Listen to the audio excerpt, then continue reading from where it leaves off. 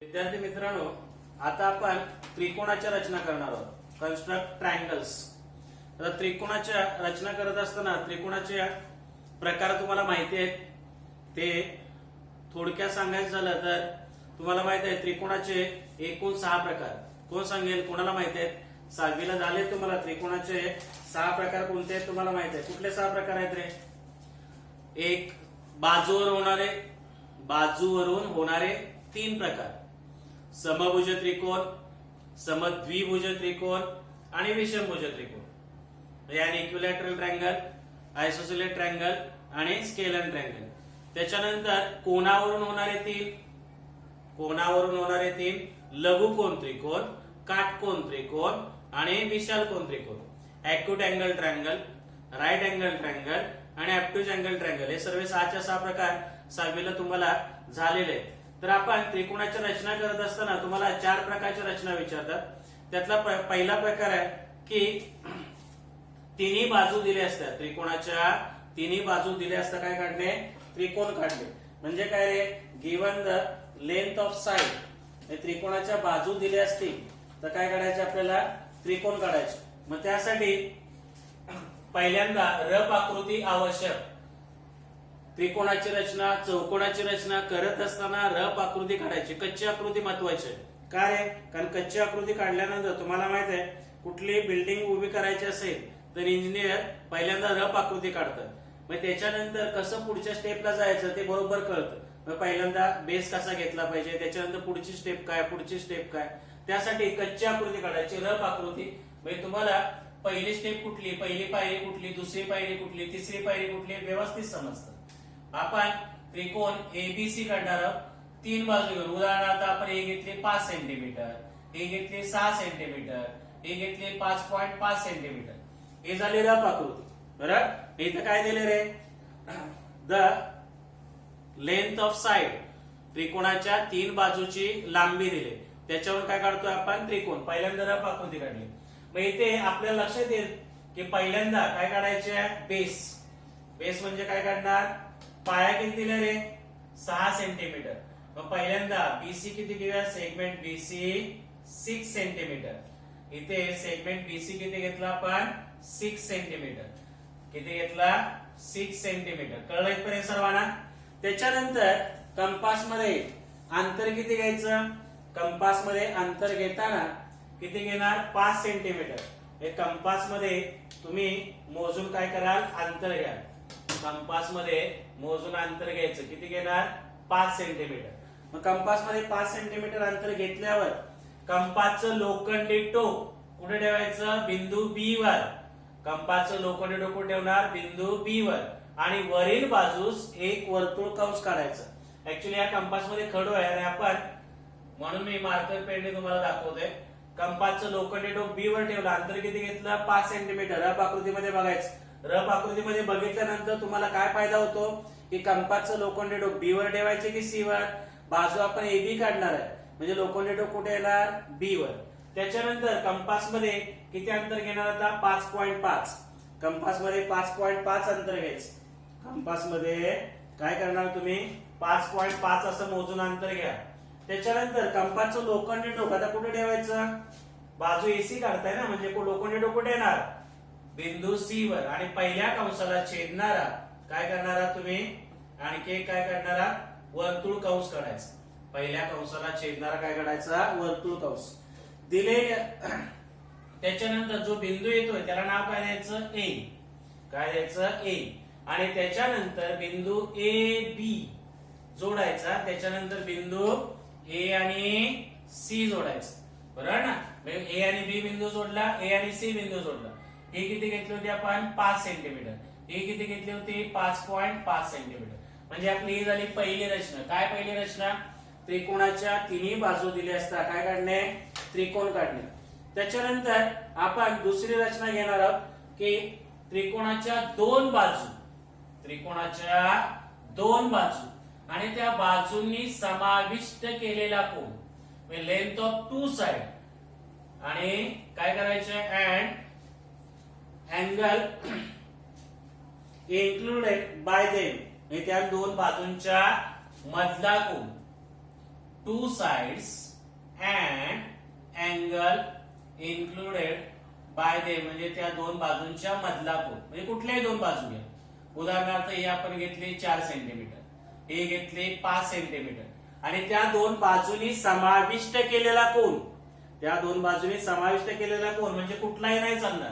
या दोन बाजूनी समाविष्ट कुठला केला रे, AB आणि BC ने B, हा समजा घेतला आपण 50 अंश. कळतंय? ही दुसरी रचना आहे.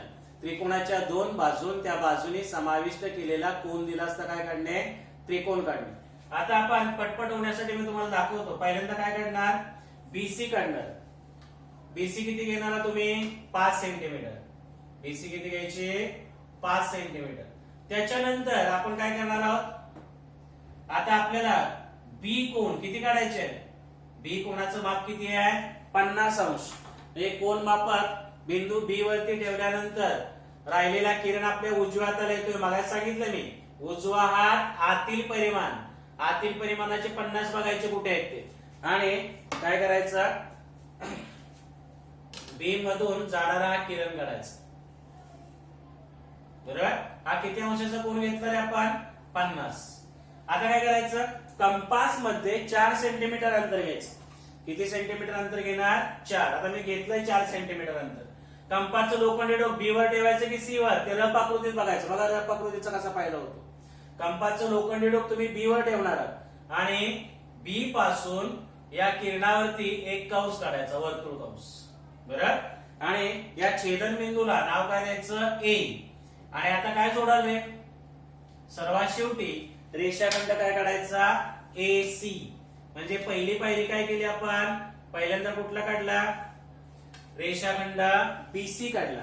त्याच्यानंतर दुसऱ्या स्टेपला, दुसऱ्या पायरीला कोन B किती घेतला, 50 अंश घेतला. बरोबर, एक किरण काढून घेतलं. त्याच्यानंतर कंपास मध्ये किती अंतर घेतलं, 4 सेंटीमीटर. आणि कंपासचं लोखंडी डोक B वर ठेवून काय केलंय, वर्तुळ कंस काढला आणि त्या बिंदूला नाव दिलं A आणि रेषाखंड AC काढला. म्हणजे अशा प्रकारे काय झाला, त्रिकोण ABC. म्हणजे पहिली रचना पाहिली आपण, तिन्ही बाजू दिल्या असतात. दुसरी रचना दोन बाजू आणि त्या दोन बाजूनी समाविष्ट केलेला कोन दिला असता. तिसरी रचना बरोबर याच्या उलटी आहे. म्हणजे काय रे, की आता काय घेतलं आपण, दोन बाजू आणि समाविष्ट कोन. आता दोन कोन, two angle and the included side. म्हणजे काय ना, दोन कोन आणि समाविष्ट बाजू. दोन कोन आणि समाविष्ट बाजू. समजा हे दोन कोन घेतले, हा घेतला तुम्ही 60 अंश, हा घेतला 70 अंश आणि ही बाजू घेतली 6. काही घ्या, या दोन इकडे दोन कोन आणि या दोन बाजूंनी समाविष्ट केलेली बाजू. दोन कोन आणि समाविष्ट बाजू, two angle and included side. मग इथे सुद्धा पहिल्यांदा काय कराल रे, रफ आकृती आपण काढली. पहिल्यांदा QR किती काढाल सांगा बघूया. QR किती काढाल, 6 सेंटीमीटर. किती काढणार, 6 सेंटीमीटर. बरोबर, त्याचं नाव दिलं आपण Q आणि R. किती घेतलं आपण, 6 सेंटीमीटर. आता इथे नीट लक्ष द्या, इथे कोन मापकाचा उपयोग तुम्हाला नीट कळेल काय करायचे. इथे Q वरती लोखंडी टोक ठेवल्यानंतर Q किती अंशाचा घेतलाय, 60. बरोबर, म्हणजे ते 60 वरती टिंब द्यायचं. नंतर लगेच 70 घ्यायचा नाही, पहिला किरण काढून घ्यायचा. कारण बऱ्याच वेळेला एकाच वेळेला दोन टिंब घेतली, दोन पॉइंट घेतले तर काय होतं, कुठल्या बिंदूतून कुठला किरण जाईल ते कळत नाही. उदाहरणार्थ बघा, समजा तुम्ही असं केलं, इथे QR घेतला, इथे 60चं आणि इथे 70चं टिंब आलं आणि नंतर मग कळत नाही की 60चं कुठलं आणि 70चं कुठलं. म्हणून पहिल्यांदा काय करायचं, 60चा कोन काढून घ्यायचा. त्याच्यानंतर काय करणार आहोत आपण, 70चा कोन काढणार आहे. आता नीट बघा, इथे कोन मापक R बिंदूवर ठेवलाय. आता तुमचा रेषाखंड डाव्या हाताला आलाय, म्हणजे याचा अर्थ डाव्या हाताला मगाशी सांगितलं कुठला रस्ता, बाहेरचा रस्ता. बाहेरच्या रस्त्याने काय घ्यायचे, 70, 10, 20, 30, 40. इकडून पण 70 येतात. आपला कोन मोजताना उजवा हात आतील परिमाण, डावा हात बाहेरील परिमाण आणि इथे 70चा कोन काढायचा इथं छेदनबिंदूला नाव द्या P. इथे कितीचा कोण काढला 60, इथे किती काढला 70. म्हणजे इथे काय काय केलं आपण, पहिल्यांदा पाया घेतला QR 6 सेंटीमीटर, इथे 60 चा कोण उजव्या हाताने आतील परिमाण, इथे 70 चा कोण डाव्या बाजूने बाहेरील परिमाण आणि छेदनबिंदूला नाव काय दिलं P. अशा प्रकारे 3 प्रकार पाहिले, तिन्ही बाजू दिल्या असतात. पहिल्या प्रकारामध्ये तिन्ही बाजू दिल्या होत्या आणि दुसऱ्या प्रकारामध्ये 2 बाजू आणि समाविष्ट कोन दिला होता. आणि आता तिसऱ्या प्रकारामध्ये 2 कोन आणि समाविष्ट बाजू दिले, इन्क्लुडेड साइड दिले. तर अशा प्रकारे आपण 3 रचना पाहिले त्रिकोणाच्या. त्याच्यानंतर चौथी रचना राईट अँगल ट्रायंगलची. राईट अँगल ट्रायंगल कशाला म्हणतो आपण, काटकोन त्रिकोण कशाला म्हणतो, त्रिकोणाचा एक कोन काय असेल, काटकोन असेल, 90 अंशाचा असेल तर त्याला काय म्हणतो आपण, काटकोन त्रिकोण. म्हणजे रफ आकृतीमध्ये LMN काही नाव घ्या, हा झाला काटकोन. याच्यामध्ये काय करतात की कर्ण आणि एक बाजू देतात. कर्ण कशाला म्हणतो रे आपण, काटकोणा समोरील बाजूला, हायपोटेन्यूज, काटकोणा समोरील बाजूला काय म्हणतो, कर्ण. म्हणजे तुम्हाला कर्ण देतील, समजा उदाहरणार्थ 8 सेंटीमीटर दिले आणि या दोघांपैकी कुठलीही बाजू देतील, उदाहरणार्थ हे दिले 5 सेंटीमीटर. कळलं? तर अशा प्रकारे कर्ण आणि बाजू दिली असेल तर काय काढू शकतो आपण, त्रिकोण काढू शकतो, राईट अँगल ट्रायंगल. हायपोटेन्यूज आणि काय देतात, वन साइड. म्हणजे हा काय त्रिकोण, कसला त्रिकोण आहे, राईट अँगल ट्रायंगल, काटकोन त्रिकोण. मग तुमची रफ आकृती झाल्यानंतर पहिल्यांदा फेर आकृतीमध्ये काय कराल रे, MN किती घ्याल, 5 सेंटीमीटर. किती घ्याल, 5 सेंटीमीटर. काय घेतली तुम्ही, MN. नंतर बिंदू M च्या ठिकाणी किती अंशाचा कोन करायचा, 90. काटकोन काढताय ना, म्हणजे किती अंशाचा कोन होणार, 90. बरोबर. म्हणजे पहिली स्टेप पाया घेतला, बेस घेतला, MN घेतला, किती सेंटीमीटर घेतला, 5 सेंटीमीटर. दुसऱ्या स्टेपला काटकोन काढला 90 अंशाचा. बरोबर. त्याच्यानंतर आता काय दिलं तुम्हाला, LM नाही दिले, LN दिले, कर्ण दिला, हायपोटेन्यूज दिला. म्हणजे तुम्ही कंपास मध्ये अंतर किती घ्याल, 8 सेंटीमीटर. किती येणार अंतर, 8 सेंटीमीटर. कंपासचं लोखंडी टोक कुठे व्हायचं, N बिंदूवर आणि इथे काय करणार, एक कंस काढणार आणि याला नाव काय देऊ आपण, L. आणि आता काय करायचं, L आणि N जोडा, L आणि N जोडा. म्हणजे हा काय झाला तुमचा काटकोन त्रिकोण. कर्ण किती दिला होता, 8 सेंटीमीटर. म्हणजे इथे काटकोन त्रिकोणामध्ये तुम्हाला काय देतील, कर्ण आणि एक बाजू, हायपोटेन्यूज अँड वन साइड. मग त्यात राईट अँगल ट्रायंगल काढू शकतो. अशा प्रकारे आपण रचना पाहिल्या त्रिकोणाच्या 4. कोणत्या 4 पाहिल्या, तिन्ही बाजू दिले असतात, लेंथ ऑफ 3 साइड. त्याच्यानंतर 2 साइड अँड इन्क्लुडेड अँगल, म्हणजे 2 बाजू आणि समाविष्ट कोन. नंतर 2 अँगल अँड इन्क्लुडेड साइड, म्हणजे 2 कोन आणि समाविष्ट बाजू. तिसरी चौथी काय पाहिली आपण, राईट अँगल ट्रायंगल, म्हणजे हायपोटेन्यूज अँड वन साइड, म्हणजे कर्ण आणि एक बाजू दिली असता त्रिकोण काढणे. मग आता नंतर आपण पाहणार आहोत एकरूप रेषाखंड, एकरूप कोन आणि एकरूप वर्तुळे, म्हणजे कॉन्ग्रुएंट सेगमेंट, कॉन्ग्रुएंट अँगल आणि कॉन्ग्रुएंट सर्कल. उदाहरणार्थ बघा इकडे, एकरूप कॉन्ग्रुएंट सेगमेंट म्हणजे एकरूप रेषाखंड, कॉन्ग्रुएंट सेगमेंट. समजा रेषाखंड AB ची लांबी आहे 5 सेंटीमीटर, रेषाखंड PQ ची सुद्धा लांबी आहे 5 सेंटीमीटर. दोन्ही रेषाखंड आहेत, AB ची लांबी आहे 5 सेंटीमीटर, PQ ची लांबी सुद्धा किती आहे, 5 सेंटीमीटर. दोन्ही रेषाखंडांची लांबी समान आहे. जर दोन्ही रेषाखंड एकमेकावरती ठेवले तर तंतोतंत जुळतील. दोन्ही रेषाखंड एकमेकावरती ठेवले तर काय होतील, तंतोतंत जुळतील. म्हणून याला काय म्हणायचं, congruent segment, equal in length. म्हणजे काय ना, सेगमेंट AB कॉन्ग्रुएंट सेगमेंट काय येईल, PQ. कारण दोन्ही रेषाखंडांची लांबी काय समान, रेषाखंडाला लांबी असते, इक्वल इन लेंथ. रेषाखंडाची लांबी समान असेल तर त्याला काय म्हणतात, एकरूप रेषाखंड, कॉन्ग्रुएंट सेगमेंट. त्याच्यानंतर जर दोन कोणांची मापे समान असतील तर त्याला म्हणतात एकरूप कोन, कॉन्ग्रुएंट अँगल. समजा कोन ए बी सी हा आहे 40 अंशाचा, कोन पी क्यू आर हा सुद्धा आहे 40 अंशाचा. आता दोन्ही कोणांची मापे समान आहेत. दोन्ही कोणांची मापे काय समान आहेत, इक्वल इन मेजर, मापे समान आहेत म्हणून याला काय म्हणतो आपण congruent angle. Angle ABC congruent angle काय येईल पीक्यूआर. म्हणजे लांबी समान एकरूप रेषाखंड, मापे समान एकरूप कोन, लेंथ इक्वल असेल तर कॉन्ग्रुएंट सेगमेंट आणि मेजर्स इक्वल असतील तर कॉन्ग्रुएंट अँगल. त्याच्यानंतर यातला तिसरा भाग जो आहे तो कॉन्ग्रुएंट सर्कल, एकरूप वर्तुळे, कॉन्ग्रुएंट सर्कल. उदाहरणार्थ या वर्तुळाची त्रिज्या 4 सेंटीमीटर आहे, दुसऱ्या वर्तुळाची त्रिज्या सुद्धा 4 सेंटीमीटर आहे, इक्वल रेडिया म्हणजे यांची त्रिज्या समान आहे. त्रिज्या काय आहे समान आहे म्हणून याला काय म्हणतात एकरूप वर्तुळे, कॉन्ग्रुएंट सर्कल.